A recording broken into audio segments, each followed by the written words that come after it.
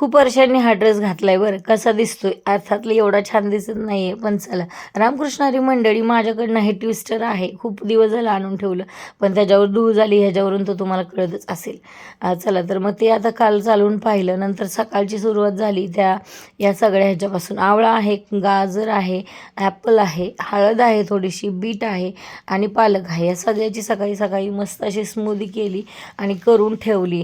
त्यानंतर अंघोळ वगैरे झाल्याच्यानंतर एक्सरसाइज झाल्याच्यानंतर मी थोडंसं हळदीचं दूध पिले, अर्धा कप चहा पिले.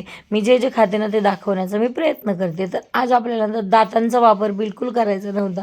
त्यामुळं फक्त सकाळी चहा, दूध, हळदीचं दूध आणि त्यानंतर ती स्मूदी पिली जी सगळ्या भाज्यांची बनवलेली होती. त्यानंतर दुपारी 1च्या दरम्यान सगळे हे मखाने, बदाम, फुटाण्याची डाळ, त्यासोबत तीळ आणि पंपकिन सीड आणि थोडेसे खजूर आणि त्यासोबतच एक अर्धा रताळं या सगळ्याची मी छान स्मूद अशी स्मूदी बनवली. यात थोडीशी इलायची घातली ना तरी चालेल, टेस्ट बदल होईल. खूप छान लागली आणि ही कपभर स्मूदी मी शांत बसून अशी पिले.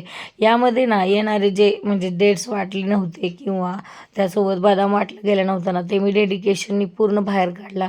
हे अजिबात खाल्लं नाही. म्हणलं नको, आज चावायचं नाही म्हणजे नाहीच, दातांचा वापर करायचाच नाही. नियम तो नियम पाळायचा म्हणजे पाळायचा. त्यानंतर जरा परत वॉकिंगला जाऊन आले. ऊन झालं म्हणून जरा शांत बसले विचार करत, कारण माझ्या पण डोक्यात खूप विचार चाललेले असतात. त्यानंतर 4:30 पावणे 5ला मी परत वॉकिंगला गेले. 6च्या आत ऊसाचा रस मी पिऊन आले. नंतर 7च्या आत मी ब्लॅक कॉफी घेतली. असा होता माझा कालचा दिवस. राम राम.